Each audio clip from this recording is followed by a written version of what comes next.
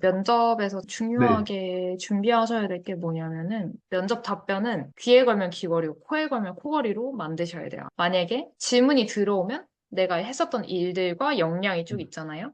거기서 매치를 시켜가지고 대답을 해야 되는 거지. 질문에 대해서 답 1대1로 이렇게 만들어 두시면 뜻밖의 질문이 들어왔을 때 답변을 하실 수가 음, 없어요. 면접은 캐릭터라고 얘기를 하거든요. 딱 일단 처음에 보면 얼굴을 보고 우리가 목소리를 듣잖아요. 또는 네네. 면접관분들은 실물로 사람이 걸어 들어오는 거를 보시잖아요. 그러면은 네네. 아, 저 사람은 이런 사람일 것 같아 라는 그 고정관념 있죠. 우리의 편견. 아, 네네. 관상이라고도 하는 그게 이제 분명히 있을 수밖에 없거든요.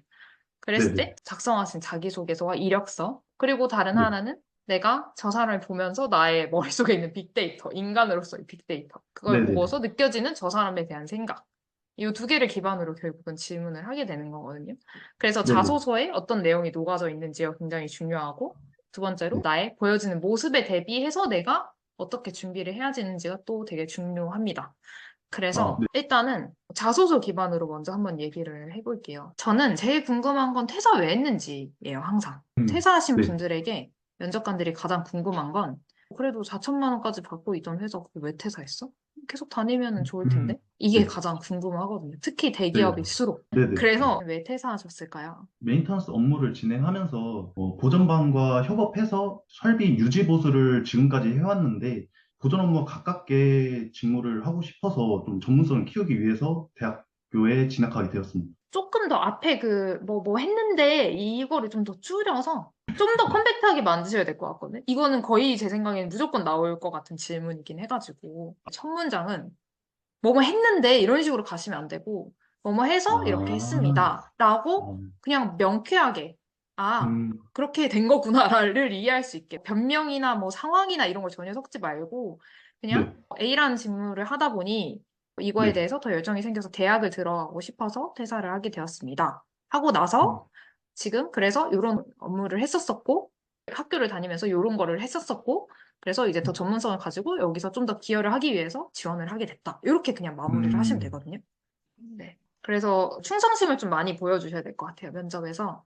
내가 이전 회사는 내가 2년 하고 나오고 2년 하고 나오고 했지만 그때는 내가 좀 정확히 직무에 대해서 생각하지 못했고 방황을 조금 했었다고 하면은 그때의 경험을 통해서 내가 대학까지 갔고 대학을 가서 이거에 대해서 더 확실해졌고 그래서 앞으로는 여기서 이 업무를 꾸준히 하고 싶다. 이 회사에서 이 업무를 꾸준히 할 거다.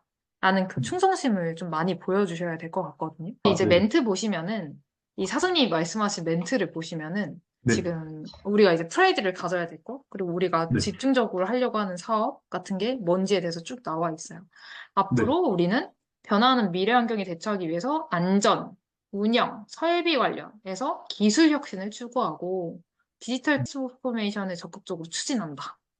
뭐 이런 식으로 약간 좀 브로드하게 적어놓긴 했는데 네, 이런 것들은 답변 안에서 뭔가 좀 녹여낼 수 있으면, 요 멘트를 좀 녹여낼 수 있으면 좋을 것 같고. 사실, 그래서 오히려 더 직무보다는 저는 네. 회사에 대해서 좀 더 녹이셨으면 아, 좋겠긴 하거든요. 아, 자소서에 헛소리 안 해놨어. 그러면은, 아, 네. 얘는 뭐, 이렇게 일하는데 막 뭔가 문제를 일으킬 만한 애는 아닌 것 같아. 그런데 문제는 뭐냐?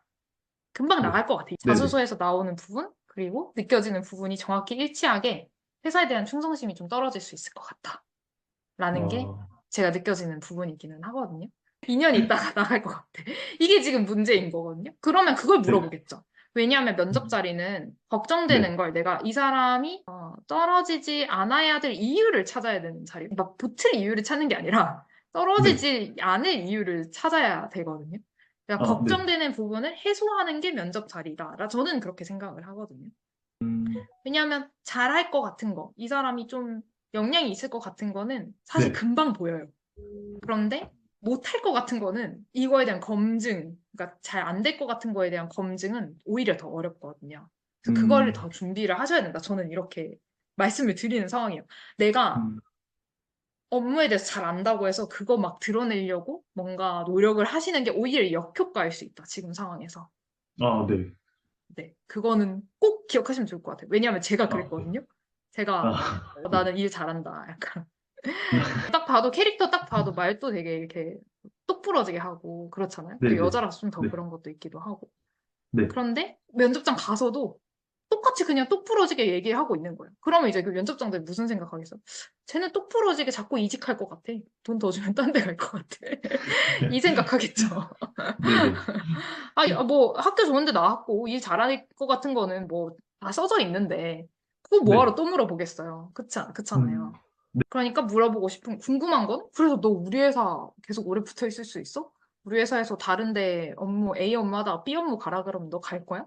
충성심 보여줄 거야? 이게 궁금한 거거든요. 지금 궁금한 거는. 네네. 그래서 그걸 더 준비하셔라라고 저는 말씀을 드리고 있는 상황입니다. 어, 회사에서 네. 원하는 직무적인 건 사실 그 막 그렇게 엄청나게 막 우리가 박사할 것도 아니고 아, 엄청나게 막 네네. 이렇게 아셔야 될 게 없어요. 가면 네네네. 그냥 조금 배울 수 있으면 다 좀 누구나 배울 수 있는 그런 거거든요.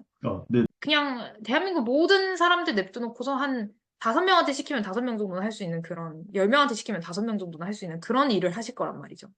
그러니까 네네. 그렇게 어려운 일을 하신다는 게 아닌 거예요. 그래서 네네. 내가 뭔가를 할 줄 안다. 할 줄 안다는 건 변하거든요. 여기에 포커스를 두지 말고.